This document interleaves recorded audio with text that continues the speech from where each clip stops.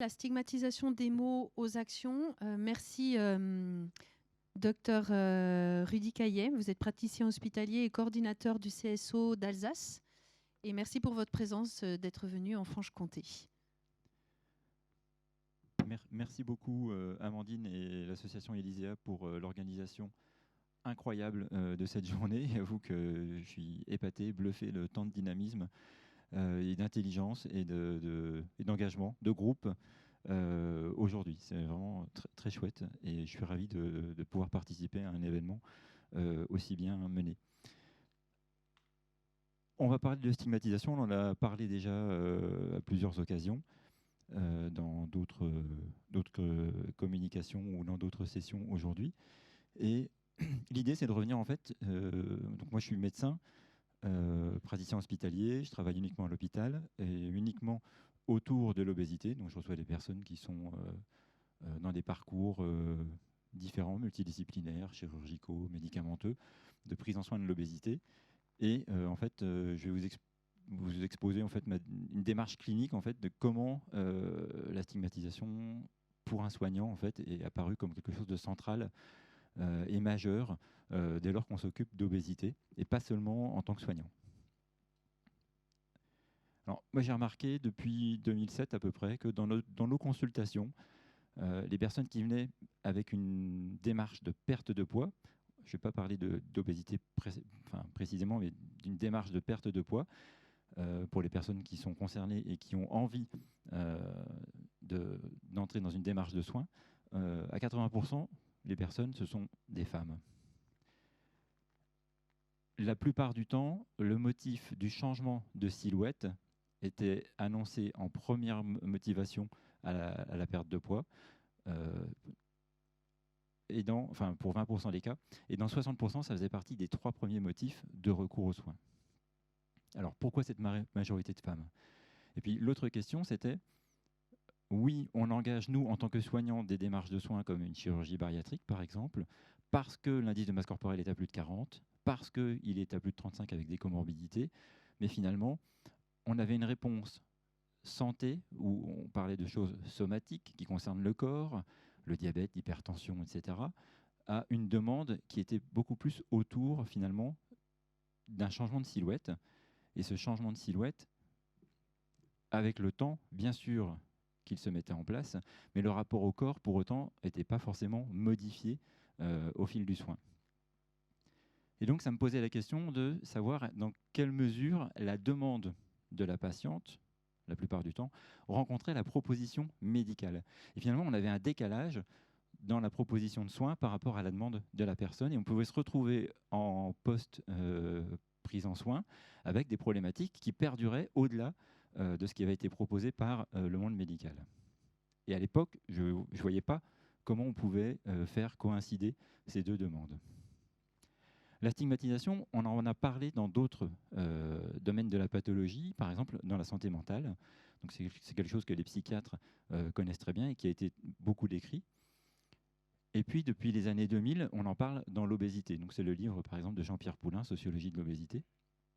Et je vais vous détailler comment on est arrivé à créer une association, au départ qui s'appelait le groupe Stigma, jusqu'à ce qu'on l'appelle Stéréo. On va en parler un peu après. Les stéréotypes, j'ai l'habitude de les mettre en évidence en vous mettant dans une situation d'un producteur du prochain film d'espionnage. Et pour remplacer Daniel Craig, on a plusieurs propositions aujourd'hui. Et donc, vous avez le choix entre Henry Cavill, John Goodman, Robbie Coltrane et Idris Elba. Alors, mes exemples sont un peu vieux parce que le pauvre Robbie Coltrane est mort il y a 1 an et demi. C'est celui qui jouait Hagrid dans Harry Potter. Mais je l'ai gardé, c'est un hommage. John Goodman, quand il est représenté dans les médias, dans les tabloïds en particulier, c'est souvent sous l'angle de la caricature et de son physique. On le voit ici comparé en smoking et à côté d'une tenue, je ne sais pas s'il chasse ou s'il jardine, enfin bref, dans une tenue qui est complètement différente, évidemment. Mais on montre bien, ça c'est une photo qui a été sur Internet, la différence entre le vêtement et la corpulence. Et donc, on sait que pour le choix d'un personnage pour un film, le physique de l'acteur va évidemment participer à définir le personnage du film dans son rôle.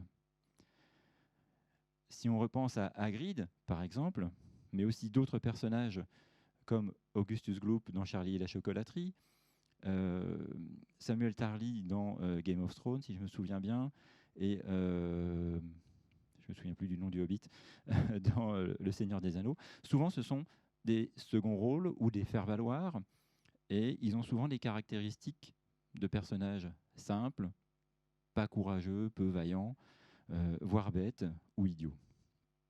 Et finalement, c'est assez représentatif de ce qu'on pense aujourd'hui dans la société, en fait, via le cinéma, qui utilise les stéréotypes et finalement les perpétue encore et les chronicise et les inscrit dans la société.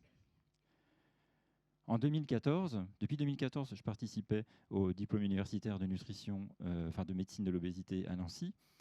Et à l'époque, quand on cherchait le mot obèse sur Internet, voilà ce qu'on trouvait. Des images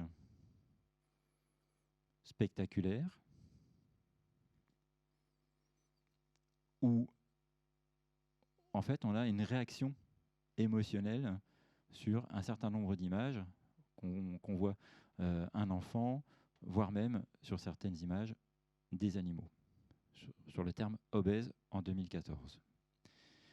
Si on cherche sur le modèle d'une caractéristique physique le terme blonde en 2014, on n'a pas du tout cette présentation, ni cette teinte émotionnelle, cette connotation péjorative ou négative, ou un peu le monstre de foire qu'on montre au cirque, comme on l'a vu sur la photo précédente.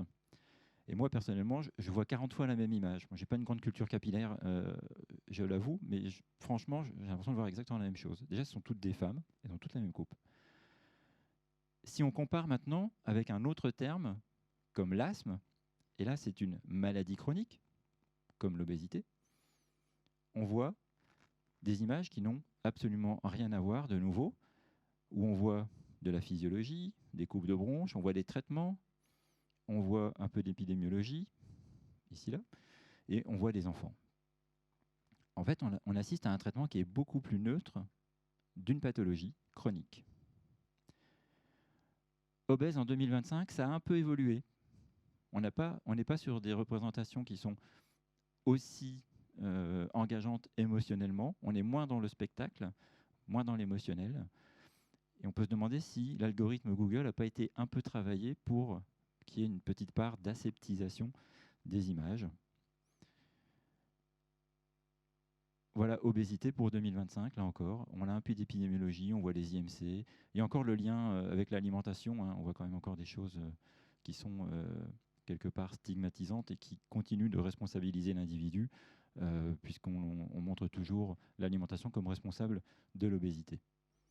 La stigmatisation, en fait, elle a des racines qui sont historiques, et suivant les lieux et suivant les temps, le rapport au corps et la vision du corps gros va être complètement différente. Ça a été décrit par plusieurs auteurs, et l'évolution dans notre monde occidental, qui s'expliquait par la médecine, l'agronomie, enfin tout ce qui a évolué de pair pour arriver au modèle d'esthétique corporelle qui est la minceur aujourd'hui, on se rend compte que c'est aussi partagé dans d'autres sociétés, même qui ont évolué différemment avec d'autres cultures, en Inde, au Japon, etc.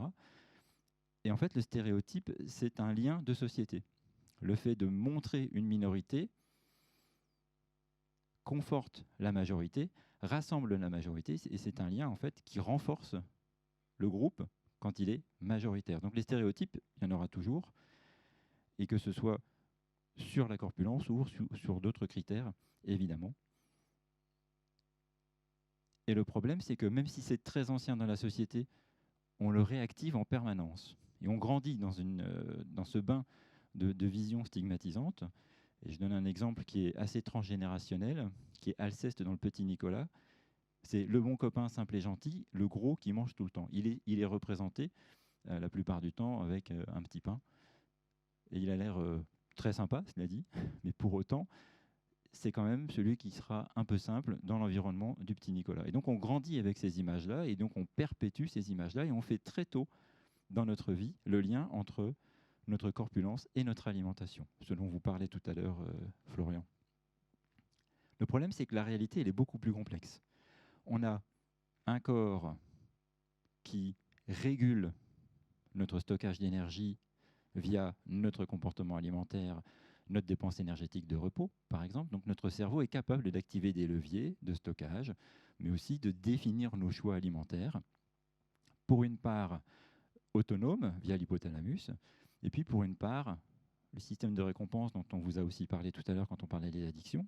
Donc le système de récompense, lui, c'est ce qui nous récompense de manger et qui fait qu'on ne mange pas qu'une fois dans notre vie et qu'on reproduit le comportement. Ça fait partie de la pulsion de vie, de récompenser le fait d'apporter de l'énergie à son corps, autant que l'orgasme par rapport à la reproduction de l'espèce, entre guillemets. Et puis il y a une part frontale qui est en partie volontaire et qui peut aussi jouer. Mais on se rend bien compte que finalement, il y a une part homéostatique, une part de récompense qu'on ne contrôle pas, et la part frontale, elle n'est que partielle dans le contrôle de nos apports. Et donc cette image qu'on voit encore véhiculée aujourd'hui par tout ce qui est business commercial de l'amaigrissement, qui continue de nous dire on vous aide à manger moins pour que vous perdiez du poids et que vous soyez plus beau, plus fit, plus sportif, plus musclé, etc. Bah, tout ce discours va à l'encontre d'une réalité et entretient finalement cette image dégradante que l'on a et culpabilisante qu'on vit au travers de l'alimentation. Et donc, il vient compliquer le rapport à l'alimentation dont vous parlez, Florian, tout à l'heure. Les causes de l'obésité, si on les analyse à l'échelle de la société, il y en a plus de 200 des facteurs. Et même si on s'intéresse à un individu, on va trouver énormément de facteurs, suivant qu'il y ait une biologie qui sera prédisposante, l'activité individuelle, l'activité liée à l'environnement, la psychologie individuelle, les influences sociétales, le mode de production de nourriture dans la société et la façon dont la nourriture est consommée dans la société. Donc là, à chaque fois, ce sont des grosses bulles pour résumer les différents facteurs, mais tout est lié évidemment au sein d'un écosystème qui est aujourd'hui responsable de cette épidémie d'obésité. Et ça, on en a parlé dans l'atelier sur la fresque de l'obésité, où on décentre le regard de la responsabilité individuelle pour aller vers la responsabilité de société. Ce qui veut dire que les mécanismes de prévention de demain ne sont pas individuels, puisque toutes les mesures de santé publique prises par différents pays, quels qu'ils soient depuis 30 ans, n'ont pas abouti à stopper l'épidémie d'obésité. Et c'est bien au-delà qu'il faut voir pour ça et réfléchir à nos fonctionnements de société, aussi bien les polluants organiques persistants qui interagissent avec notre tissu adipeux, etc. Le microbiote nous a montré qu'il y avait des liens de corrélation. Pour l'instant, la causalité n'est pas évidente. Il n'y a pas d'application clinique, ou très peu. La génétique, on en a parlé. Et puis, je vous ai parlé donc de l'exposome, donc tout ce à quoi on est exposé et qui intervient et modifie l'expression de nos gènes et qui va favoriser cette épidémie d'obésité. Et quand on parle d'exposome, c'est aussi les émotions auxquelles on est confronté, les trajectoires de vie dans nos interrelations, dont parlait aussi Alina tout à l'heure avec Florian, les relations familiales, intrafamiliales, professionnelles, etc., qui peuvent modifier notre génétique lors de sa transmission et vont faire qu'on a une programmation in utero de l'enfant en devenir. Et aujourd'hui, on connaît le concept des 1000 jours qui incite à améliorer les conditions de vie d'un enfant ou au sein d'une famille dès sa conception jusqu'à 2 ans pour lui donner un bagage, un capital santé le meilleur possible au début de sa vie. À l'échelle de la société, on dit c'est le progrès qui a induit l'obésité. On regarde toujours sous l'angle alimentaire, activité physique. Le progrès, c'est aussi l'augmentation de la production de plastique dans le monde depuis les années 50, avec ce dont on parlait, bisphénol, parabènes, etc. Ça fait partie des causes de l'obésité aujourd'hui. Et si on parle d'obésité aujourd'hui, il faut réintégrer cette donnée dans quelque chose de global et qui n'est plus culpabilisant. On a appris aussi que l'effet yo-yo de l'obésité, perte du poids, reprise, concernait une mémoire du poids qui se trouve dans notre tissu adipeux. C'est pour ça qu'on reprend du poids quand on en perd. Après la chirurgie bariatrique, il y a des bonnes réponses envers et des moins bonnes réponses avec des pertes de poids qui sont variables et qui dépendent du degré de fibrose du tissu adipeux. C'est là aussi indépendant de la personne. Et donc tout ça pour vous dire que cette stigmatisation, évidemment, elle n'est pas justifiée. Rien aujourd'hui ne permet de responsabiliser, culpabiliser une personne, puisque le poids est indépendant de la volonté de l'individu. Plusieurs types de stigmatisation. Alors, je ne vais pas redétailler les définitions, stéréotypes, préjugés, stigmates, etc. Mais plusieurs types de stigmatisation. Interpersonnelle, c'est d'un individu à l'autre. Quand elle est interpersonnelle, donc d'une personne à l'autre, et qu'elle est explicite, on parle de grossophobie. Moi, j'ai choisi, et on est plusieurs à valider cette idée, de garder ce mot de grossophobie pour les personnes militantes qui ont envie, entre guillemets, d'utiliser ce mot de cette sorte. Alors, il est de plus en plus utilisé, ce qui fait que dans le monde médical, on l'entend de plus en plus, mais parler à des professionnels de santé et leur dire qu'ils sont grossophobes est difficile. Et on préfère parler de stéréotypes pour après amener le sujet. Mais de but en blanc, un soignant va dire bah non, puisque je soigne, je ne peux pas être grossophobe, c'est pas possible. Et pourtant, la réalité montre que si on n'est pas formé à l'obésité, qu'on soit professionnel de santé ou pas, c'est la même chose. Si je parle d'obésité à quelqu'un dans la rue ou à un médecin qui n'y connaît rien, ils vont avoir le même discours et c'est normal finalement, puisque il n'y a pas d'expérience ou de compétences supplémentaires, puisqu'il n'y a pas de formation, etc., etc. Donc la stigmatisation, elle concerne tout le monde. Et elle est tellement partout qu'on finit par l'internaliser, la reprendre à son propre compte, évidemment, se la reproduire contre soi-même, mais aussi contre son entourage, quelle que soit notre corpulence, quelle que soit notre fonction, notre domaine, en tant que patient, en tant que soignant.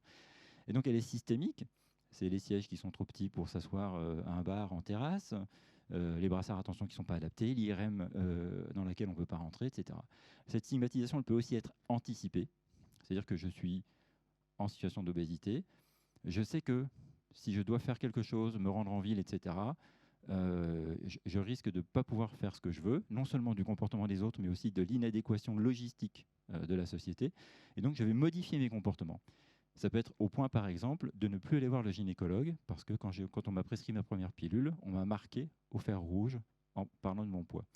Et puis la stigmatisation par association, ce sont des parents d'enfants en surpoids qui sont culpabilisés par leur entourage, que ce soit familial ou professionnel, par exemple, en profession de santé, et les gens qui sont culpabilisés parce qu'ils n'auraient pas su s'occuper de leur enfant et éviter que cet enfant soit en situation d'obésité.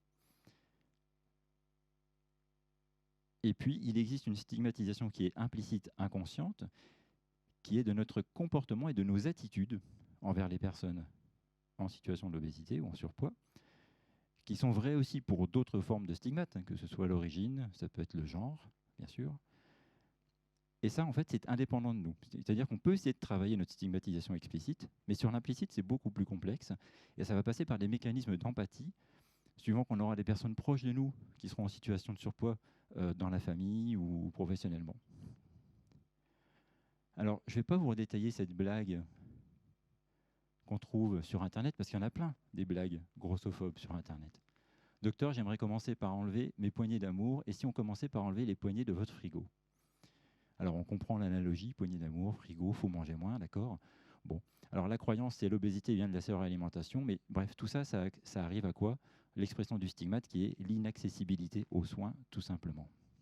La stigmatisation, ça aboutit dans la société à une perte de pouvoir, puisque le groupe minoritaire n'a plus le droit d'exister socialement. Antoine Epin, en réunion hier, disait « Le risque avec le cancer, c'est la mort. Le risque avec l'obésité, c'est la mort sociale. » C'est des mots qui sont forts, mais qui sont assez justes, je pense. Du stéréotype au préjugé, donc bien sûr, la personne est responsabilisée de son état et culpabilisée de son état de santé. Le risque, c'est quoi? Je suis gros, je dois maigrir, parce qu'en plus, il y a une injonction de société à perdre du poids. Or, je suis confronté à la réalité de la biologie, des résistances à l'amaigrissement par exemple, et donc je pense que je suis incapable de perdre du poids, mais sans doute parce que je n'ai pas de volonté, je suis nul, je suis coupable et responsable de mon poids. Tout ça aboutit à l'isolement social, mais aussi médical, et je ne consulte pas car on me renvoie ma faute et mon manque de volonté. De toute façon, je sais ce qu'il faut faire et je n'y arrive pas. Ce carcan, cette vision de société enferme l'individu et l'isole de tout recours. Il y a beaucoup de gens qu'on voit arriver en consultation qui disent ils sont en plein constat d'échec. Pour eux, ils ont raté tout ce qu'ils auraient voulu faire puisqu'ils n'ont pas réussi à perdre du poids par eux-mêmes. Et donc, ils sont dans une idée qu'ils sont dans l'échec, qu'ils n'ont pas de volonté, qu'ils sont incapables parce que la société a renvoyé cette image. Ils ont l'impression d'être dans une quête de l'impossible finalement et ça a un grand nombre de conséquences. ce dont vous a parlé Florian tout à l'heure, par exemple, troubles de conduite alimentaire, puis l'isolement social, la sédentarisation, etc. Et finalement, on a une aggravation de la problématique suivant un cercle vicieux. Et suivant l'âge, chez l'enfant, quand des parents vont consulter avec leur enfant, lui, s'il a 6 ans par exemple, il peut avoir le sentiment d'être lui-même le problème et de ne pas comprendre les enjeux ni ce qui se passe autour de lui. Il y a des diététiciens qui proposent de ne voir que les parents, pour commencer, de ne pas voir l'enfant en consultation. Alors, je ne vais pas vous donner trop de chiffres parce qu'il faut quand même que j'avance. La stigmatisation, en fait, elle est très fréquente en France. On a beaucoup enfin, on commence à avoir quelques données chiffrées.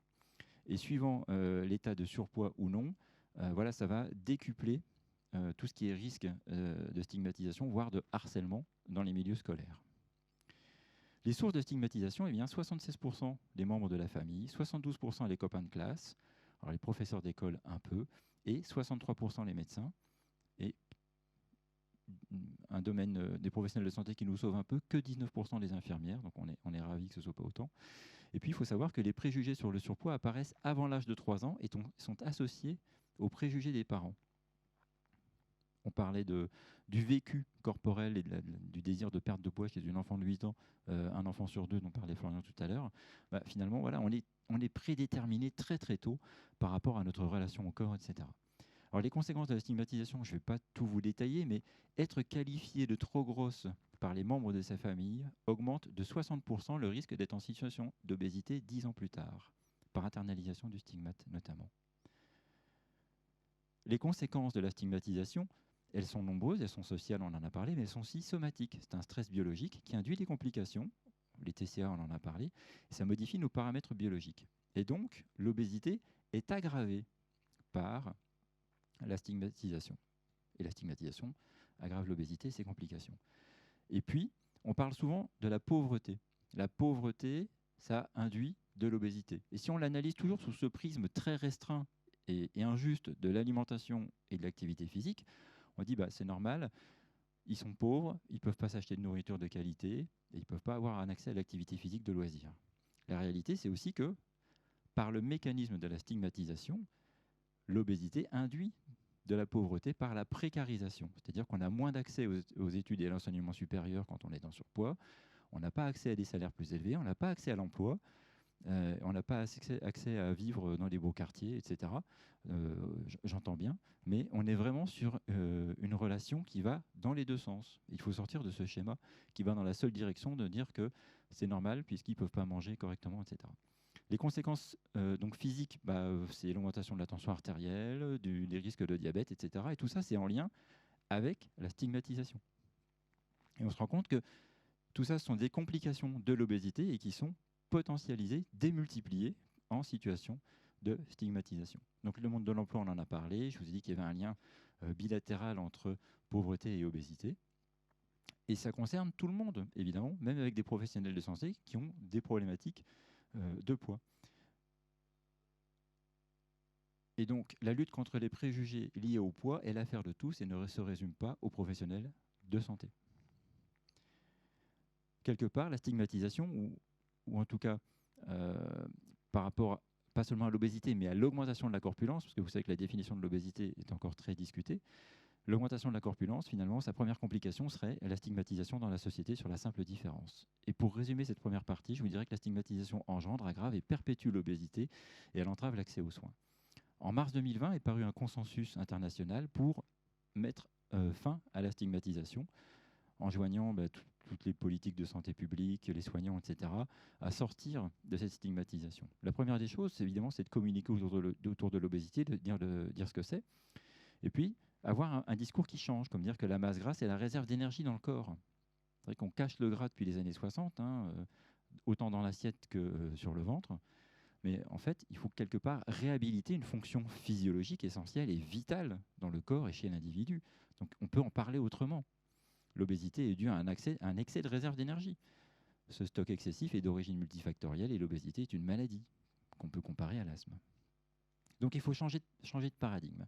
On a besoin d'agir à différents niveaux et de différentes manières.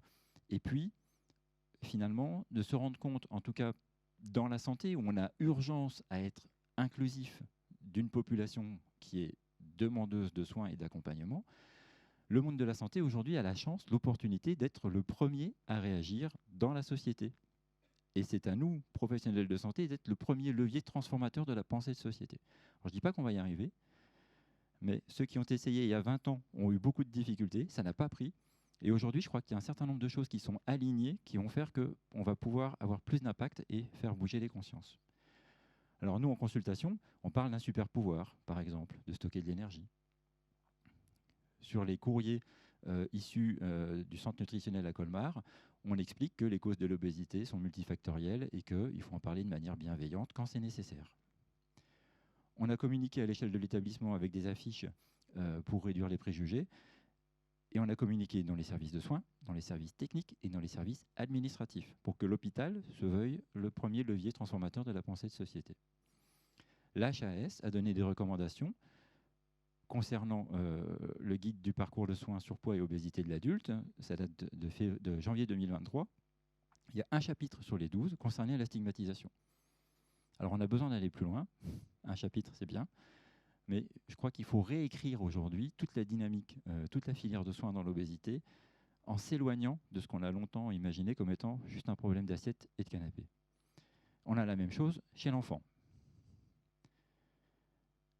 La suite, évidemment, c'est la nécessité de former, d'informer à différentes échelles, que ce soit professionnels de santé, société, etc., et d'activer tous les leviers possibles pour pouvoir être à l'écoute, diagnostiquer les situations de stigmatisation internalisée, définir des filières de traitement, ce qu'on appelle de l'empowerment via l'ETP, etc.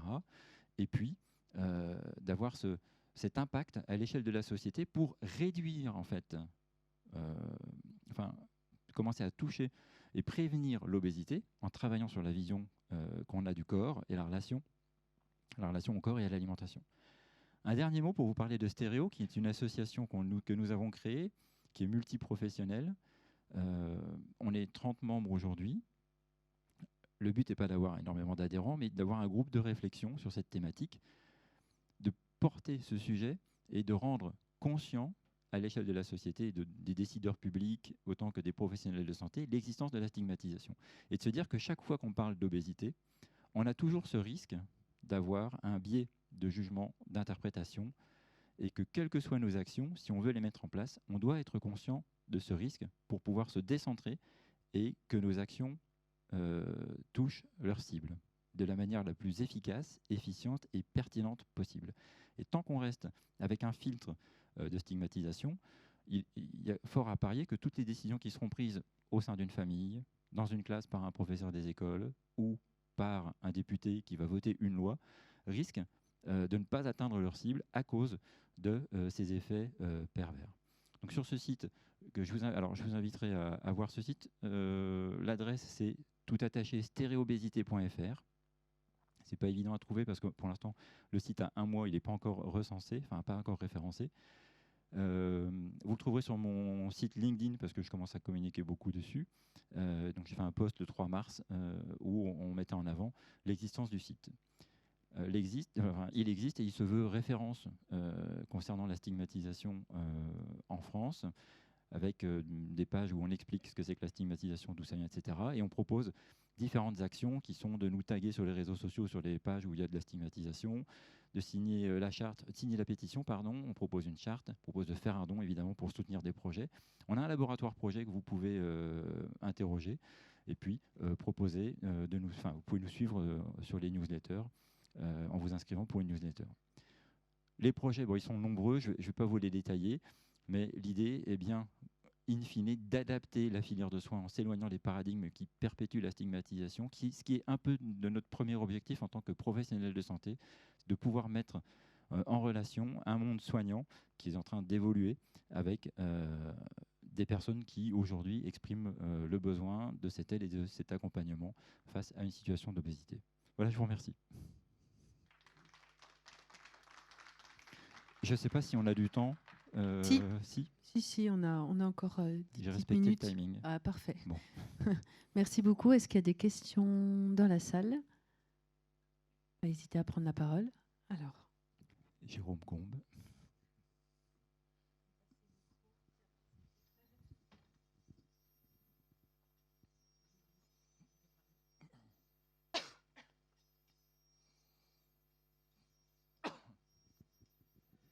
Merci Rudy pour ta présentation, comme d'habitude, toujours très claire. Merci. Je voulais exprimer quelque chose, donc je suis à 200% d'accord avec tout ce que tu as dit. Hein. On a eu l'occasion d'animer des On choses t'entend ensemble, pas, mais plus le micro là. Comme ça va mieux? Oui. Dans la stigmatisation, pour moi, il y a le problème, c'est la forme plus que le fond. Parce que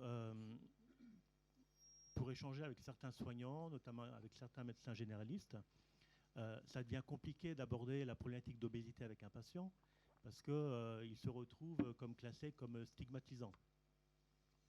Et en fait, et ça rejoint ce qui a beaucoup été évoqué hier et aujourd'hui, c'est cette relation de confiance avec son patient. Et que la problématique, c'est pas trop d'aborder la problématique d'obésité avec le patient, mais c'est la façon dont on va s'y prendre et à quel moment on va le faire dans une relation de confiance de qualité avec le patient.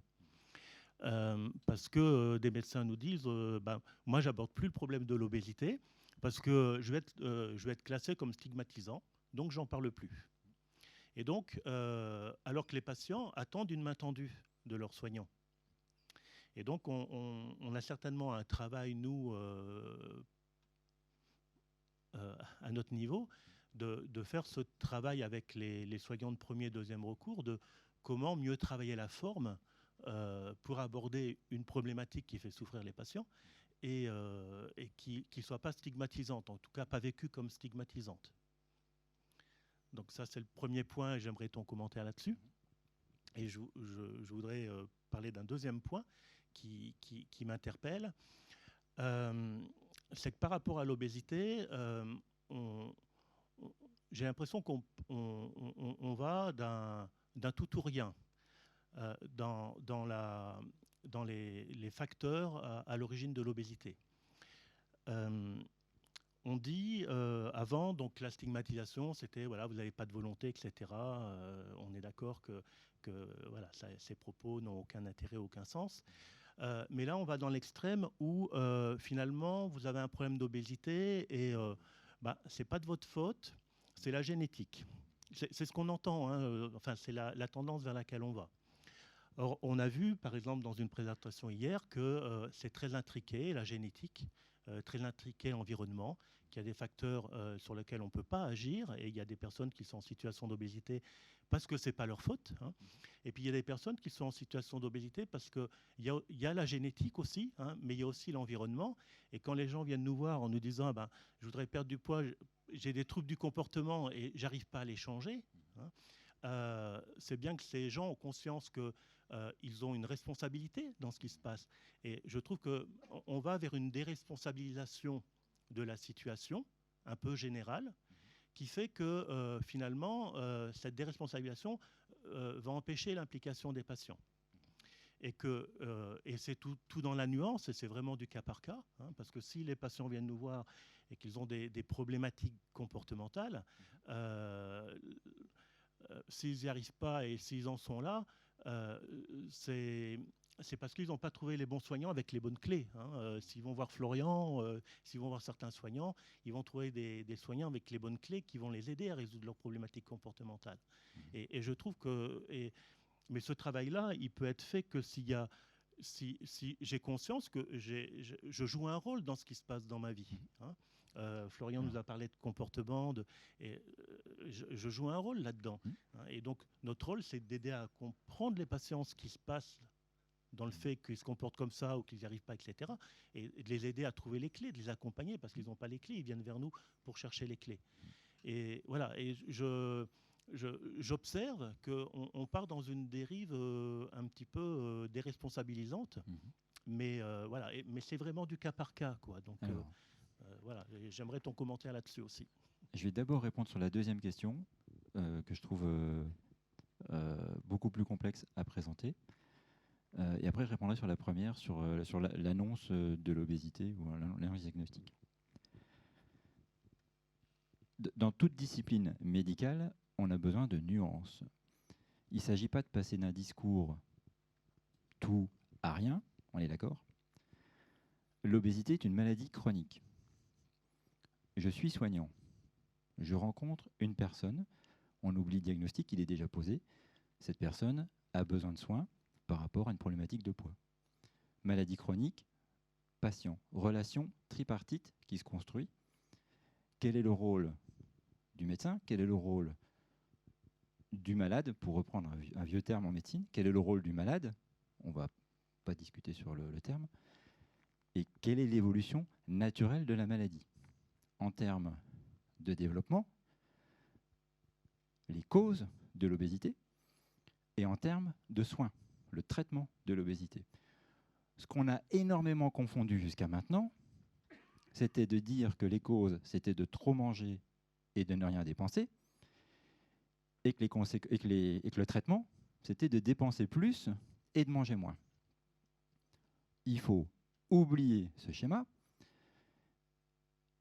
et revenir sur les causes en précisant que oui, il y a peut-être une part de responsabilité de l'individu qui a, sur terrain de prédisposition génétique, dans un bain environnemental, l'exposome, etc., qui a évolué au travers de tout ça, avec une trajectoire de vie, mais quelle était finalement la responsabilité de cet individu, dont les parents se sont séparés, qui a été biberonné au bisphénol A, et qui a eu, au sein d'une société stigmatisante, de la restriction cognitive, le tout ayant concouru à une hyperphagie boulimique.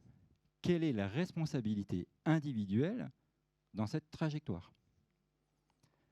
Donc, il ne s'agit pas de dire, qu'on ne peut rien faire. On est dans un modèle de maladie chronique où on définit les rôles de chacun et où finalement, au travers de l'annonce diagnostique de l'obésité, on va débunker des idées fausses, le mot débunker qui est à la mode, on va virer les croyances et on va mettre sur la table les choses sur lesquelles on va pouvoir travailler. Donc, en tant que soignant, aujourd'hui, il faut qu'on déroule nos capacités de soignants et qu'on développe toutes nos compétences techniques, relationnelles et humaines pour justement faire passer cette complexité à l'échelle non seulement des gens qu'on soigne, mais aussi de la société. Alors les gens qu'on soigne, il va falloir y passer du temps, parce que le soin, c'est du temps, et c'est comme ça qu'on soigne les gens. Et heureusement, on a des outils comme l'entretien motivationnel, le TP, etc. Et je pense que dans tout modèle de maladie chronique, on a cette complexité à faire passer et à déculpabiliser là où on peut, déresponsabiliser, et puis responsabiliser sur les engagements. Et je voudrais dire qu'il y a un autre risque auquel on s'expose. Si avant, les gens étaient responsabilisés et culpabilisés de leur poids, et on leur disait c'est de leur faute s'ils sont en situation d'obésité, aujourd'hui, avec l'arrivée des traitements, le risque, c'est qu'on incrimine ou que responsabilise les gens de ne pas entrer dans des filières de soins et de ne pas se soigner ou vouloir perdre du soin parce qu'ils ne sont pas opérés ou parce qu'ils n'ont pas de traitement médicamenteux. Voilà, c'est ma réponse. Je ne sais pas si ça te... Elle me va parfaitement. Okay. Merci beaucoup. Je réponds à la première question, du coup, qui était sur l'annonce diagnostique. Le risque, en fait, pour un médecin d'aborder la problématique de l'obésité avec un patient. Le seul truc qu'il faut retenir, c'est qu'ils en ont marre d'être jugés, ils veulent être soignés ou aidés. Si je me pose en tant que médecin comme aidant, d'emblée, il ne va pas se sentir jugé et il va s'engager en confiant ses besoins. Donc, s'il y a un besoin, il va le manifester. Alors moi, j'ai tendance à dire, plutôt que de demander la permission de parler du poids, on peut demander aux gens s'ils veulent être pesés ou pas, s'ils ont besoin d'être pesés dans une consultation tout venant. Donc ça veut dire que je ne te dis pas que je vais te peser ou je vais te juger. Bon, ça peut être un acte neutre de peser quelqu'un quand on est médecin. Si on le fait faire pour tout le monde et s'il n'y a pas un commentaire derrière, voilà. Ça peut être aussi, est-ce que vous êtes gêné par votre poids? Ça peut être aussi une autre pathologie en lien. Donc ça peut être plein de choses, on est d'accord. Ça, c'est du direct. Puis il y a l'indirect aussi. Si on met une affiche où on parle des préjugés sur le poids dans la salle d'attente et où on dit que le poids, ce n'est pas qu'un problème d'assiette et de canapé, mais qu'aujourd'hui, on peut faire des choses, peut-être que les gens en salle d'attente, ils vont se dire, tiens, peut-être que lui, je pourrais lui en parler. Donc, il faut qu'on sollicite tous les mécanismes qu'on peut, là encore, direct et indirect, et puis surtout se poser en soignant, au moment où on ouvre la bouche pour parler du poids avec la personne, il faut montrer qu'on tend la main, et tu l'as dit, qu'on tend la main, pour qu'ils puissent s'en saisir s'il en ressent le besoin, ou se dire, pas aujourd'hui, mais la prochaine fois, peut-être que j'en parlerai. Si on se pose en soignant, ils arrêteront de se sentir jugés et ils auront envie finalement de s'engager dans l'alliance thérapeutique. Et c'est là où on déroule la suite. Alors ma vision, elle est très biaisée, parce que moi, je vois que des personnes qui ont des problèmes de poids. Donc, ce n'est pas à moi d'amener le sujet sur la table. Par contre, la réflexion, elle est partagée par tout le monde, que ce soit des kinés, aujourd'hui, qui nous en parlent, ou des chirurgiens, ou dans l'aide médicale à la procréation, savoir comment on dit aux gens que ça va être difficile de les opérer s'ils ont un indice de masse corporelle à 40.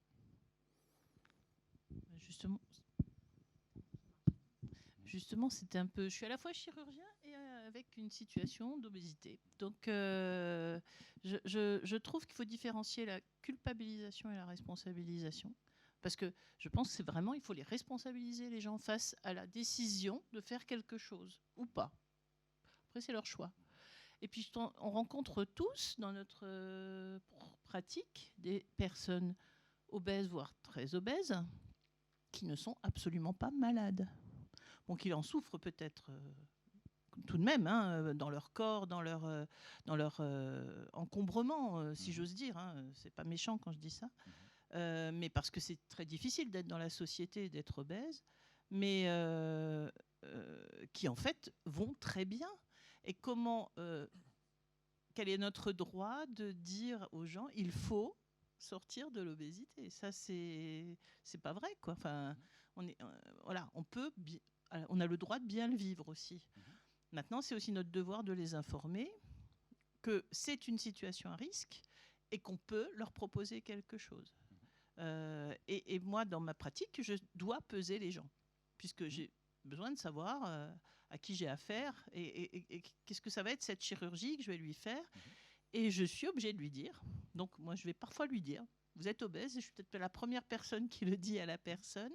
Et ça ne va pas être si simple que ça de vous opérer. Et je ne parle pas de chirurgie de l'obésité, là. Hein. Je parle de lui faire une cure de hernie, de lui faire autre chose. Et ce ne sera pas le même résultat que si vous n'étiez pas obèse. Ce n'est pas facile à entendre, hein, pour le patient. Et pourtant, il faut bien le faire, quoi. Alors, un patient qui est sous anticoagulant, ça va être compliqué. Il y a des conditions qui vont faire que la chirurgie ne va pas se dérouler de la même manière que chez quelqu'un d'autre. Donc, on peut tout à fait expliquer à un patient que ça ne va pas être simple, qu'il y a des complications qui sont dues à son état de santé, notamment en lien avec son poids. Alors, il y a énormément de questions dans le commentaire que vous avez fait, hein, parce que ça questionne la notion de maladie, ça questionne la définition de l'obésité, qui sont déjà, je veux dire, on peut passer déjà 2 journées complètes sur chaque thème, hein, et on ne se satisfera pas forcément de la définition du Lancet qui est paru au mois de janvier 2025.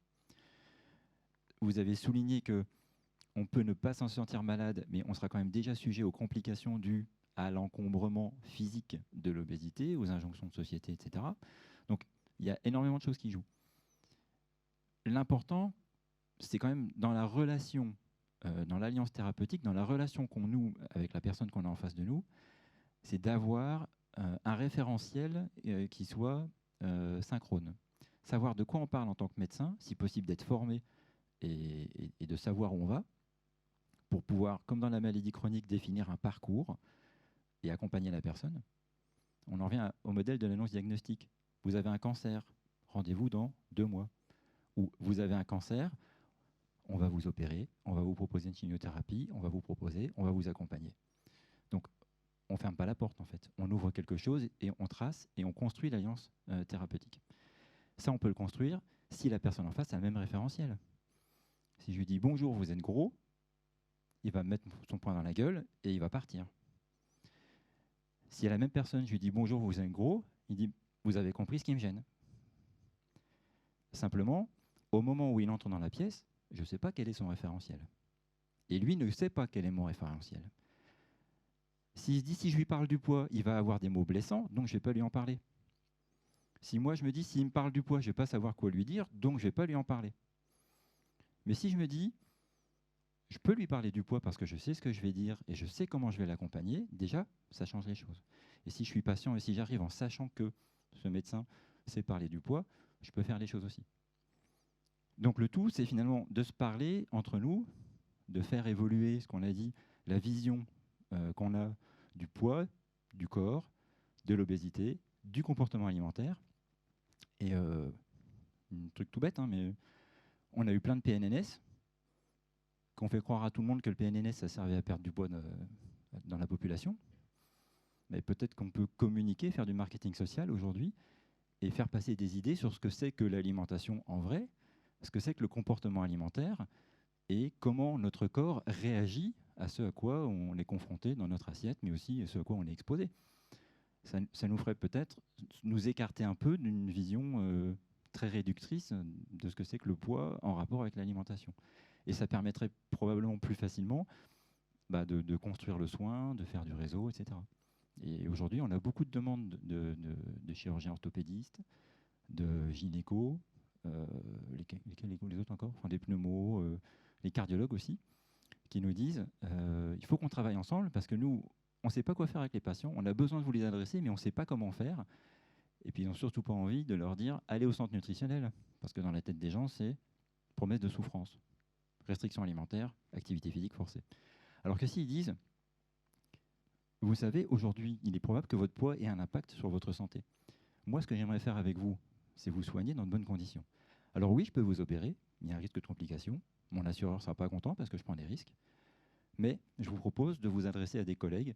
Aujourd'hui, le poids, ce n'est pas qu'un problème d'alimentation. Vous avez peut-être été confronté à ça. Vous avez sans doute beaucoup de volonté et fait des efforts pour en perdre. Mais peut-être que vous n'avez pas eu le bon accompagnement et les bonnes solutions. Je connais une équipe spécialisée qui va vous aider. Et là, on ouvre quelque chose.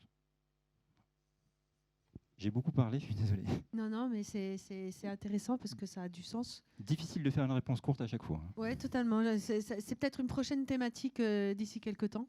Merci bien parce que c'est vraiment dans l'approche humaine, hein, de toute façon, hein, l'éducation thérapeutique, l'entretien motivationnel et d'égal à égal et puis d'être à l'écoute de la personne et comment on l'accompagne avec les mots MOTS qui ne deviennent pas des mots MAUX, mais tout en faisant réagir la personne dans son quotidien aussi et comment on peut l'accompagner. D'où la pluridisciplinarité aussi. Merci beaucoup. Alors, on va terminer. Merci. On a voyagé aujourd'hui, hein, entre Montpellier, Lyon, l'Alsace. On va continuer. On va terminer en fait cette plénière avec Aurélie Quillet, psychologue. Elle est patiente partenaire et formatrice et consultante en expertise en obésité. Et elle va aborder un thème encore pas mal tabou, hein, pas facile à échanger et à parler libre cours, donc sur la sexualité et l'obésité. Merci Aurélie. Merci à toi. Bonjour à tous. Donc effectivement, j'ai essayé d'appâter avec ce dernier thème sur la sexualité. Alors en fait, c'était juste pour vous faire venir, mais on va plutôt parler de vie sexuelle et affective et les liens du coup qui existent avec l'obésité. Alors, comment marche ce truc? Juste bouton vert? Ok, nice, parfait. Merci. Du coup, on vient d'en reparler avec Rudy sur les conséquences de l'obésité, effectivement, qui sont multiples, hein, physiologiques, physiques, métaboliques, psychologiques, sociales, sociétales, et effectivement qui ont des liens entre elles, des liens de souffrance, hein, j'ose le dire, parce que je connais très peu. On peut très bien vivre avec un surpoids, mais on est quand même effectivement atteint par une certaine forme de souffrance, et bien souvent sociale et sociétale, effectivement, comme l'a rappelé Rudy à l'instant. Or, même si la sexualité, vous le voyez, est absente de ce tableau clinique, elle est bel et bien aussi au centre finalement de tous ces domaines. Quand on parle des causes, donc là, je vous remets ce tableau barbare des causes. Donc, vous ne le voyez pas forcément. Mais là aussi, il y a des causes multifactorielles. Et pour autant, on ne retrouve pas dans ce tableau-là la sexualité, en tout cas de manière spécifique, ou de la vie affective. Et pourtant, vous allez le voir, il existe quand même bel et bien un lien entre les deux. Ce lien, c'est tout simplement parce que les personnes en situation d'obésité ne correspondent pas aux normes de beauté aussi de la société. Et le rapport au corps, donc gros, peut devenir complexe pour soi comme dans la relation à l'autre, évidemment. D'un côté, on a tendance à qualifier les personnes en obésité de gourmandes, d'épicuriennes, qui aiment les plaisirs de la vie, alors l'alimentation, bien entendu, mais aussi la sexualité. Il y a a priori un stéréotype aussi qui fait qu'elles seraient plus débridées sexuellement. Et de l'autre, on considère que les personnes qui sont en situation d'obésité ne peuvent pas avoir de sexualité, ni même de vie affective, puisque le corps n'est pas attirant. Donc, comme la stigmatisation est internalisée, on l'a vu aussi à l'instant avec Rudy, les personnes elles-mêmes, en fait, ont des comportements qui peuvent paraître contradictoires. Soit elles peuvent se camoufler, effacer leur corps, mais aussi effacer un certain nombre de caractéristiques de leur personnalité, parce qu'elles pensent qu'elles ne peuvent pas séduire et donc elles ne font pas forcément d'efforts pour ça, ce qui donne des personnes assez mal à l'aise, passives, voire soumises dans leur relation de couple. Et il y en a d'autres qui vont compenser du coup leur morphologie en donnant deux fois plus d'amour, 2 fois plus d'attention pour se faire aimer et pour prouver justement qu'elles peuvent séduire malgré, entre guillemets, leur morphologie. Donc elles peuvent apparaître plus généreuses, éventuellement attentives aux autres et plus libérées sur le plan sexuel. Quoi qu'il en soit, en tout cas, l'obésité vient troubler les rapports de séduction, d'amour, de couple et de sexualité. Du coup, on peut se demander si l'obésité a une influence sur le désir, sur le plaisir, le toucher ou encore les pratiques sexuelles. Alors, je vous le dis tout de suite, on n'aura pas toutes les réponses ce soir. Déjà parce que la sexualité est relativement taboue dans la société, vous le savez, mais alors celle des personnes en obésité l'est encore davantage. Donc, on a peu d'études sur le sujet, mais je vais quand même vous montrer une petite veille que j'ai confectionnée et avoir des informations quand même sur le sujet. En tout cas, quelques clés de compréhension, je vais essayer. Et je vais commencer par cette étude qui a été menée en 2006, qui est menée régulièrement sur l'étude sur la sexualité en France par Nathalie Bajos, qui a été menée sur plus de 10 000 personnes entre 18 et 69 ans.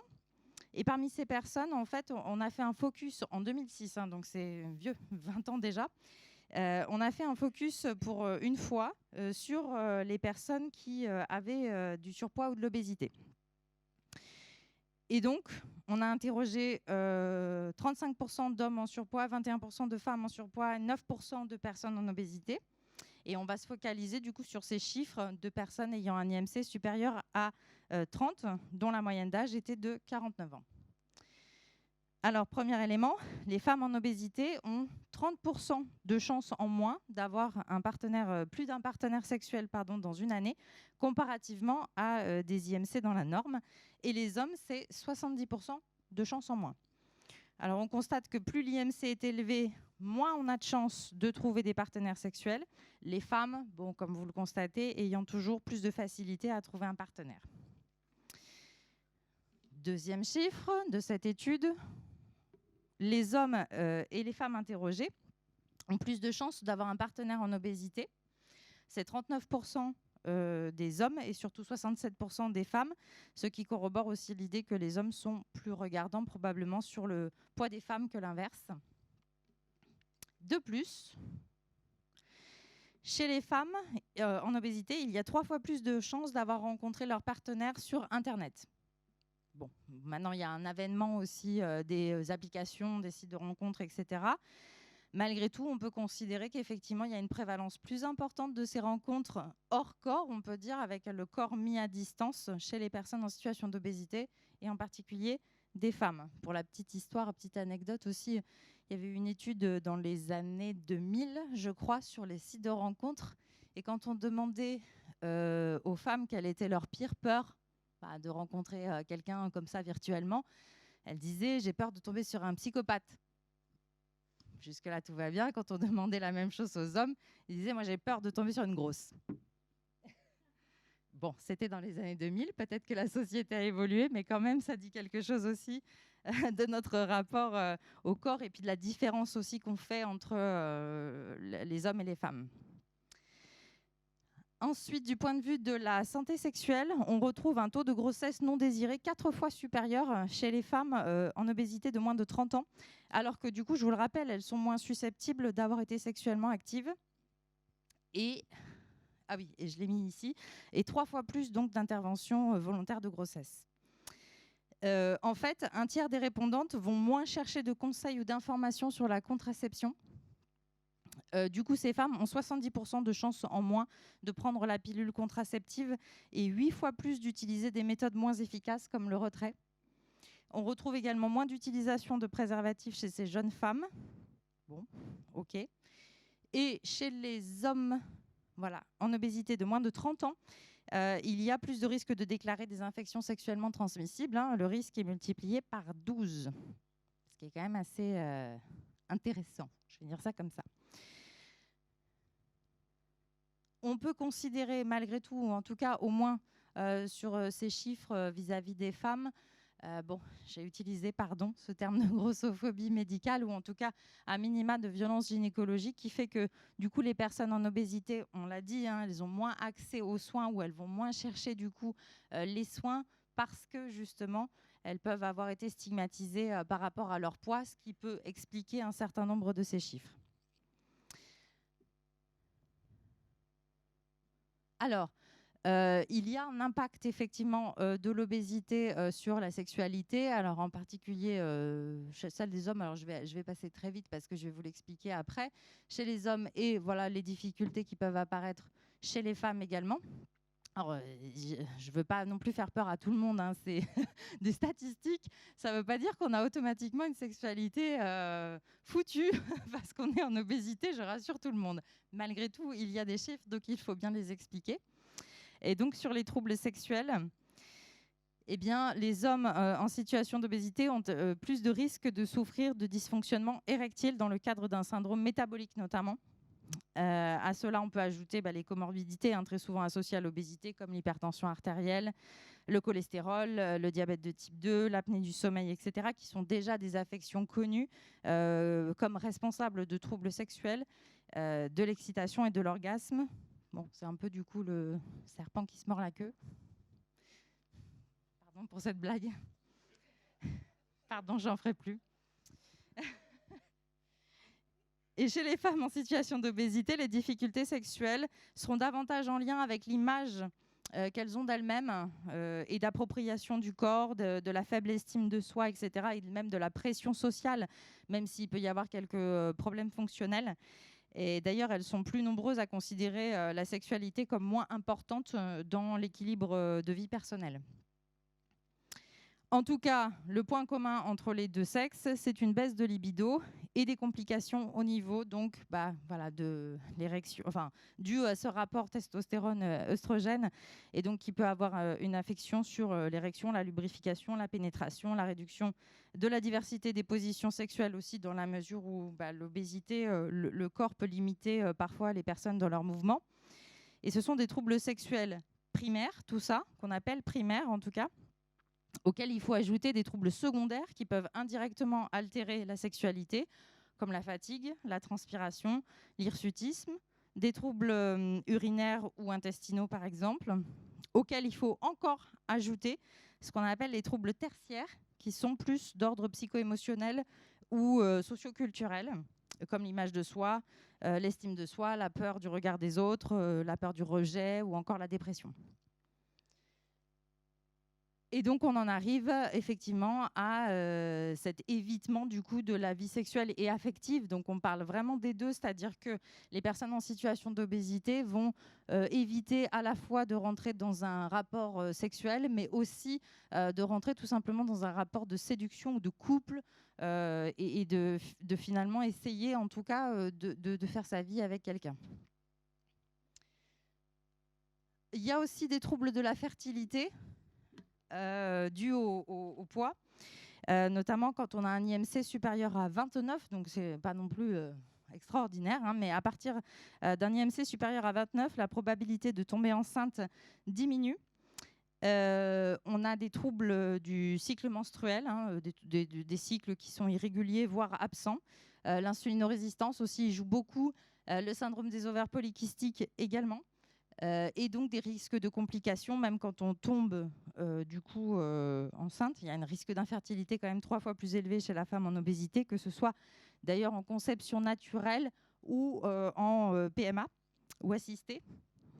Et plus de complications, donc avec des risques de fausses couches assez importantes. Voilà, et pour la mère et pour l'enfant, alors je ne détaille pas là parce que on s'éloigne encore un tout petit peu du sujet, mais malgré tout, sachez qu'il y a des risques. Ça, je l'ai dit. Hop. Et chez les hommes, eh bien, il va y avoir un impact négatif de leur poids sur la qualité et sur la durée de vie du sperme. Donc, il y a aussi des problèmes de fertilité chez les hommes qui sont en situation d'obésité. Sans compter que, bon, on l'a vu aussi, il y a pas mal de causes comme les perturbateurs endocriniens qui jouent également, qui ont des conséquences négatives sur le sujet. D'où l'importance d'un suivi gynécologique et andrologique assez, il est assez indispensable pour, notamment chez les personnes du coup, en situation d'obésité. Chez les femmes, on va essayer de faire en sorte de dépister autant que possible les risques de cancer, donc qui sont un petit peu aussi plus élevés chez les personnes en situation d'obésité, cancer de col de l'utérus notamment. Essayer de réfléchir aussi à la contraception parce que il existe des contraceptions du coup progestatives sans œstrogène qui vont permettre d'être plus facilitants, on va dire, pour les personnes en situation d'obésité et faire en sorte que les femmes ne grossissent pas aussi à cause de leur contraception ou les stériler évidemment. Et puis l'importance des consultations pré- et post-conceptuelles pour diminuer les risques et notamment de fausses couches comme je vous l'ai indiqué précédemment.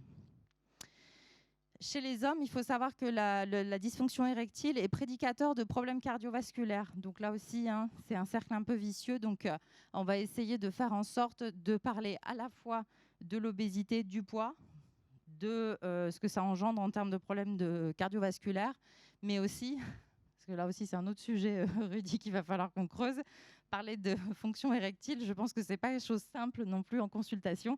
Et donc, pour autant, il peut y avoir effectivement une gêne de ce point de vue-là et un risque, encore une fois, parce que ce n'est pas tant le fait que ça gêne la personne, même si c'est déjà un sujet, mais c'est aussi parce qu'il risque des problèmes cardiovasculaires plus importants. Alors, tout ceci nous en apprenne un peu plus, on va dire, sur les conséquences de l'obésité dans la sphère intime. Mais j'aimerais aussi aborder un sujet qui est encore moins abordé et pourtant qui, vous allez le voir, est assez flagrant sur le lien causal entre obésité et sexualité. On n'a pas beaucoup de chiffres sur le sujet. Les études sont rares, anciennes, imprécises, incomplètes, imparfaites ou insuffisantes.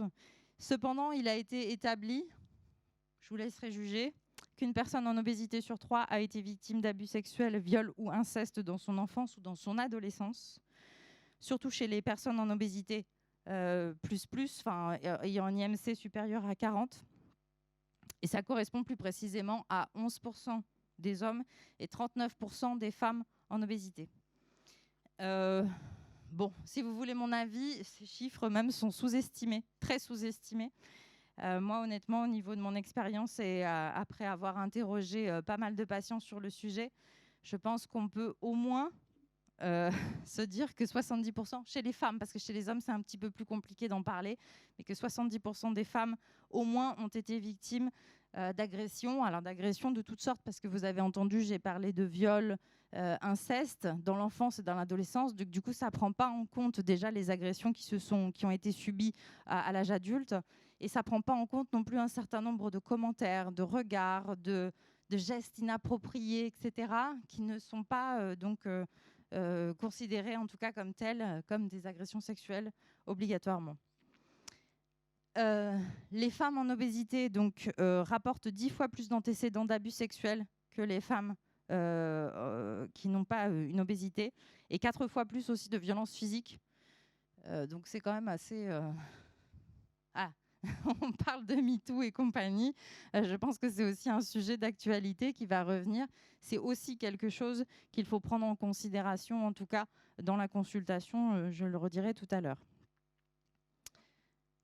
Et quand on regarde dans l'autre sens aussi, les femmes abusées sexuellement dans l'enfance, là aussi, c'est très précis, on parle d'abus uniquement dans l'enfance, ont 3 fois plus de risques d'avoir de l'obésité dans leur vie primo-adulte, c'est-à-dire à partir de 20-27 ans, enfin entre 20 et 27 ans.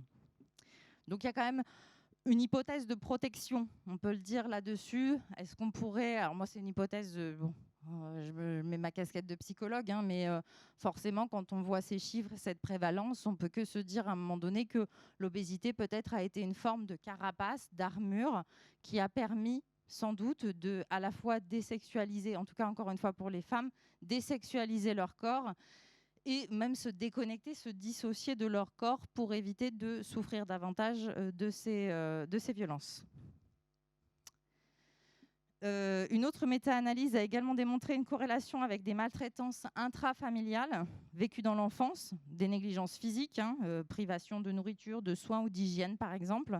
Ça concerne entre 9 et 32% des personnes en situation d'obésité, et des négligences émotionnelles avec des carences affectives, un manque d'apprentissage ou de relations sociales qui sont identifiées chez 20 à 75% des patients en obésité. Et il y a aussi une corrélation positive entre obésité et antécédents de harcèlement, notamment harcèlement scolaire, mais aussi intrafamilial, qui conduit à des affections psychologiques négatives, notamment donc, des troubles psychologiques divers et variés, le binge eating disorder ou des troubles du comportement alimentaire, une diminution de l'activité physique, une perte de poids moins significative, même après une prise en charge correcte, quoi, on va dire, et également plus d'épisodes de non-adhérence ou de non-observance chez ces personnes. Ce qui va provoquer à long terme, évidemment, des complications dans le soin proposé à ces personnes et des conséquences sur leur amaigrissement. Alors du coup, quid de ce qui se passe quand on perd du poids? Alors là, je vous ai mis des chiffres après chirurgie bariatrique parce que c'est ce qu'on a. On n'a pas après une perte de poids, on va dire, thérapeutique. Et j'aimerais, si c'est possible, interroger le public. À votre avis, est-ce que ça améliore du coup les troubles de la sexualité que je viens de dire après une perte de poids, ou est-ce que ça la dégrade? Alors, qui lève la main? Je vais vous faire un peu de sport après tout. Qui lève la main pour dire que ça améliore la sexualité? Ah, ok. Et qui lève la main pour dire que ça dégrade? Oh, j'ai une main et demie levée. Une main sur le côté et demie. Et ceux qui ne se sont pas mouillés, qui n'ont pas levé de main, eh ben, c'est ceux qui ont raison. Parce qu'on a des résultats assez mitigés, effectivement. Après une perte de poids donc assez importante, on constate une augmentation de la libido et une amélioration significative de la satisfaction sexuelle chez une majorité de femmes, mais après 2 ans, enfin 1 an, ouais, ils disent 1 an, ça dépend des études, après 1 an à 2 ans post-chirurgie bariatrique, mais il faut quand même considérer qu'il y a une perte de libido pendant l'amaigrissement, donc notamment pendant la première année, avec la testostérone qui baisse chez ces femmes. Et chez les hommes, par contre, pas forcément d'amélioration des troubles sexuels après l'opération, d'autant moins en ce qui concerne le dysfonctionnement érectile. C'est assez partiel en fait, mais ça dépend d'autres facteurs. On a constaté qu'en fait, ce n'était pas tellement la perte de poids, mais plus l'activité physique qui vient améliorer la fonction érectile chez 1/3 de ces hommes. Alors 1/3, c'est pas si mal, mais c'est quand même pas complètement satisfaisant. Par contre, la perte de poids a créé un grand bouleversement dans la vie de ces personnes, en particulier dans la relation aux autres. Donc là, je reviens à ma vie affective, et encore plus spécifiquement sur les couples. Le regard des autres change, le regard sur soi aussi a changé, mais bon, ça peut provoquer une jalousie éventuellement excessive. On le voit très souvent chez son partenaire, par exemple, d'autant plus que je rappelle que 80% des opérés sont des femmes. Et le partage et les échanges autour des repas s'en trouvent modifiés aussi dû à cette chirurgie. Et la perte de poids a tendance à augmenter l'estime, la confiance qu'on a en soi. On a une attitude plus assurée, plus confiante. En gros, on ose dire merde, hein, je le dis souvent, quand on se fait opérer. Ce qui fait que ça met en exergue, en tout cas, des problèmes qui étaient préexistants, on va dire, dans ces couples potentiellement. Et on ne reste plus, surtout dans un environnement qui n'était pas épanouissant dès le départ. Et c'est dans ce contexte qu'interviennent les séparations et les divorces. Dans un tiers, voire la moitié des cas, on n'a pas vraiment de chiffres non plus extrêmement précis, mais ça dépend des chirurgiens. Mais la plupart des chirurgiens disent entre un tiers et la moitié des couples se séparent après une chirurgie bariatrique. J'ai trouvé une ancienne étude suédoise même qui était arrivée au chiffre effarant de 74% de divorces ou de séparations post-bariatriques. On est pas mal. Mais la bonne nouvelle, c'est qu'on compte aussi plus de couples et de mariages lorsque les personnes du coup étaient célibataires au moment de l'intervention chirurgicale. Et on garde ces chiffres vraiment sur des années assez longues, hein, puisqu'on constate que 4 ans et 10 ans post-chir, on a exactement les mêmes résultats. Et quand on compare aussi avec le groupe contrôle, on a quand même 2 fois plus de divorces et donc 2 fois plus aussi de mariages que dans le groupe contrôle. Sur la fertilité, eh bien, pour les femmes, ça va améliorer effectivement la régularité, notamment des cycles menstruels et donc l'ovulation. On le voit souvent, sauf quand il y a une perte de poids effectivement trop excessive et une dénutrition associée qui là va amener des aménorrhées éventuellement. Chez les hommes, il y a une amélioration des hormones également. Il y a les taux de testostérone, d'œstrogène qui se régulent, mais pas d'amélioration du sperme, de la qualité du sperme, et même une dégradation si on ne prend pas ces compléments vitaminiques. Donc, bon, voilà, encore une fois, résultat voilà, en demi-teinte, on va dire. Par contre, on va retrouver effectivement quand même des choses aussi extrêmement positives sur la fertilité. Quand on a perdu du poids, ça va améliorer, enfin en tout cas ça va baisser, faire diminuer le risque de diabète gestationnel et le risque aussi de prématuration chez les bébés. Sans compter quand même, et ça je le précise parce que c'est important pour les personnes qui sont opérées ou qui ont été opérées et qui voudraient avoir un enfant après, c'est très important d'avoir une supplémentation et d'avoir un suivi aussi, encore une fois, préconceptuel, post-conceptuel, mais une supplémentation vitaminique nécessaire notamment pour la qualité de l'allaitement. Donc, tout ça pour vous dire que la sexualité des personnes qui sont en situation d'obésité dépend plus de la perception de ses propres complexes que du poids, véritablement. Mais il existe quand même un lien non négligeable de causalité et de conséquences avec des troubles sexuels et affectifs fréquents qui sont sous-diagnostiqués, qui entraînent des facteurs de risque associés à l'obésité. Encore une fois, hein, ça va dans les deux sens, c'est-à-dire que si on a une obésité, on peut avoir aussi des troubles sexuels plus fréquents et inversement. Parce que la vie n'est pas satisfaisante et on a parlé tout à l'heure de l'histoire de vie et de la trajectoire de vie, de trauma, etc. qui pouvait être à l'origine effectivement de l'obésité ou en tout cas au moins de la prise de poids. Et ayant un retentissement majeur sur la santé mais aussi sur la qualité de vie des personnes. Donc, il est très important, Amandine l'a rappelé tout à l'heure, là aussi dans ce domaine, qu'une prise en charge soit pluridisciplinaire, à la fois de la vie sexuelle et affective, et aussi, en tout cas, peut-être même d'autant plus importante, en tout cas chez les personnes en situation d'obésité. Tout ça pour le même objectif, hein, qu'on soit patient ou professionnel, le même objectif, c'est-à-dire une meilleure santé, tout simplement. Et là, je vous rappelle la définition, enfin, je vous rappelle, ou je vous explique peut-être la définition de ce qu'on appelle la santé sexuelle, parce que depuis tout à l'heure, je parle de sexualité, vous pourriez très bien vous dire, mais en fait, moi, ça ne me concerne pas, c'est intime, donc si le patient n'en parle pas, moi, je ne vais pas aller jusque-là. Eh bien si, parce que la santé sexuelle, elle concerne aussi la santé, justement. Donc c'est très important que vous ayez en tête que la sexualité, alors évidemment pas tout dans la sexualité, mais que, en tout cas, cette santé sexuelle, sur la gêne que ça peut provoquer ou les retentissements négatifs que ça peut provoquer chez le patient, est important aussi à prendre en compte, à prendre en considération. Et donc cette définition de l'OMS qui nous dit « La santé sexuelle est un état de santé physique, émotionnel, mental et un bien-être social en matière de sexualité. Elle ne consiste pas seulement en une absence de maladie, de dysfonctionnement ou d'infirmité, elle est un des éléments intrinsèques de la santé humaine. Elle intègre la santé reproductive, c'est pour ça que je vous en ai parlé aussi, de la fertilité. Et la santé sexuelle exige une approche positive, respectueuse de la sexualité et des relations sexuelles, la possibilité d'avoir des expériences sexuelles agréables et sécuritaires, sans coercition bien sûr, discrimination, on y revient, et violence. Donc, c'est vraiment extrêmement, extrêmement important qu'on puisse tous jouer un rôle, vous aussi, que vous soyez encore une fois patient, professionnel ou les deux comme moi, on a tous notre rôle à jouer là-dessus.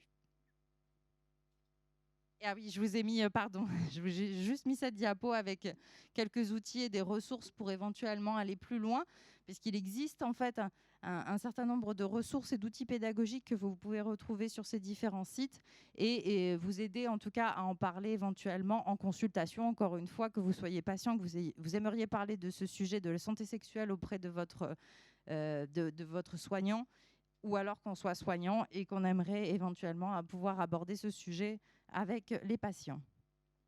Et cette fois-ci, je crois que c'est tout. Voilà. Merci. Merci. Merci Aurélie. Est-ce qu'il y a des questions par rapport à son intervention ?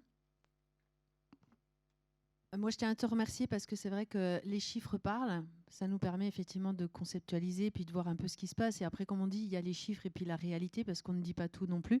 C'est encore très tabou. C'est un sujet, la sexualité, qui n'est pas lié qu'à la sexualité puisqu'il y a aussi l'image corporelle. Hein. On l'a vu avec Florian, on l'a vu vraiment sur cette journée-là.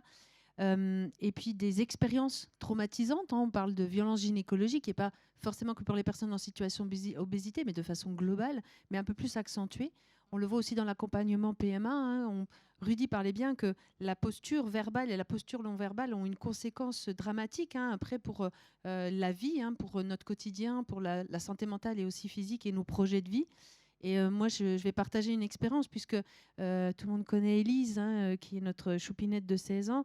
Et dès que j'ai su que j'étais enceinte, on parlait de cette grossophobie familiale et même l'entourage, où on me disait tu n'es déjà pas capable de t'occuper de toi, alors avoir un enfant, ce sera une future obèse.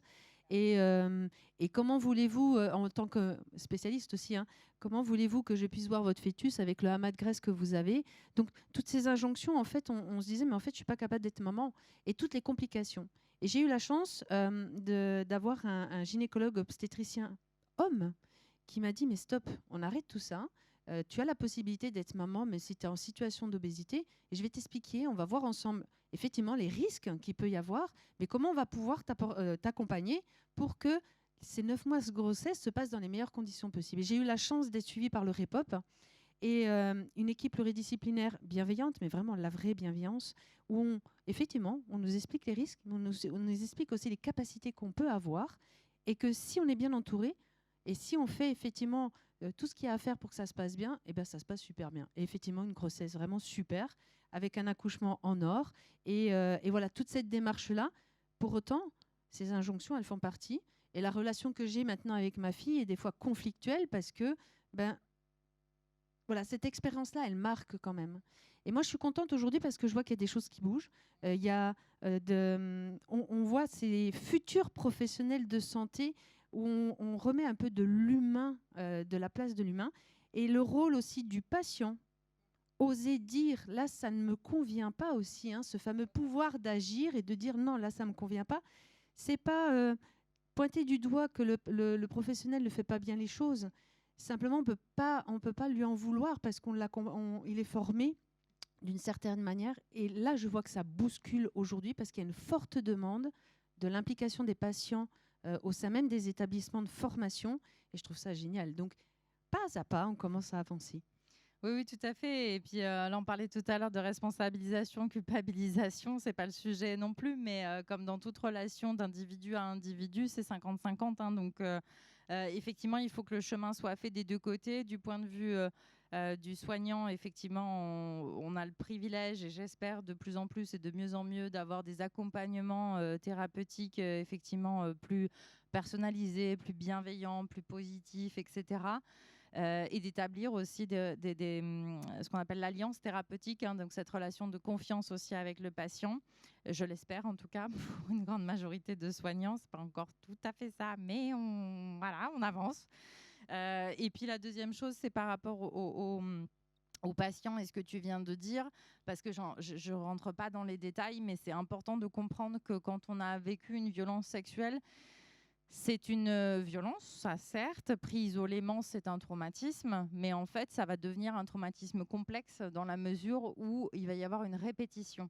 Et c'est ça, en fait, qui est malheureux, c'est que souvent, les personnes, femmes et hommes, d'ailleurs, qui ont été abusées, eh bien, vont se soumettre encore davantage, vont avoir une posture, en tout cas, qui n'est pas défensive, mais qui est plutôt attentiste, en fait, à vouloir subir, de glisser sur le corps, en fait, plutôt que d'essayer de se battre, ou alors se battre de manière trop agressive, ça dépend des personnes.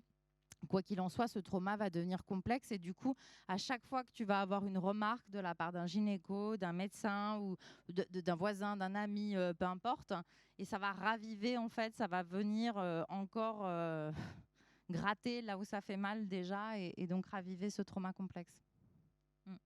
D'où l'importance de libérer la parole aussi. Tout à fait.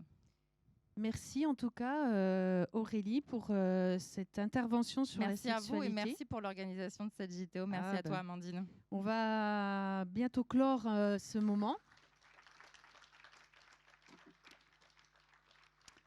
Alors c'est vrai que j'ai demandé à ce que tout le monde puisse descendre pour finaliser cette journée. Alors je ne sais pas si le vice-président a œuvré pour faire descendre tout le monde. Ça arrive? Tout le monde est descendu, tout le monde est là. Ok. Alors, on va clore sur cette belle image qui est notre belle ville de Besançon, Franche-Comté. C'est avec beaucoup d'émotion parce que cette 4e édition de la Journée régionale de l'obésité, eh bien, ça y est, elle touche à sa fin. Eh bien, il est temps de prendre un moment pour se remémorer ces beaux échanges, les instants qu'on a partagés, les inspirations qui ont marqué cette journée. D'abord, un immense merci à vous tous qui avez contribué à la réussite de cet événement. Merci aux bénévoles d'être là aujourd'hui et chaque jour. Vous êtes bien plus que des bénévoles, vous êtes la pierre angulaire d'une communauté qui fait la différence. Merci également au réseau Obésité de la région, aux laboratoires et aux partenaires qui ont rendu possible un cadre propice à l'écoute, à l'action et surtout au respect. Vous avez permis à chacun de repartir avec des clés pour avancer, avec dignité et confiance. Gardons cet esprit vivant au-delà de cette journée. Portons avec nous cette énergie qui est collective et cette détermination à agir pour une société où chacun peut être acteur de sa santé. En tout cas, je tiens à vous remercier. J'aimerais remercier une personne qui m'est chère, qui est avec moi depuis pas mal d'années, qui est souvent derrière moi, souvent invisible, et pour autant, qui a su vraiment porter aussi ce projet. J'aimerais demander à mon mari, qui est le vice-président, Christophe Chardon, de venir me rejoindre parce que sans lui, l'association ne serait pas là. Sans lui, cette organisation ne serait pas promptée.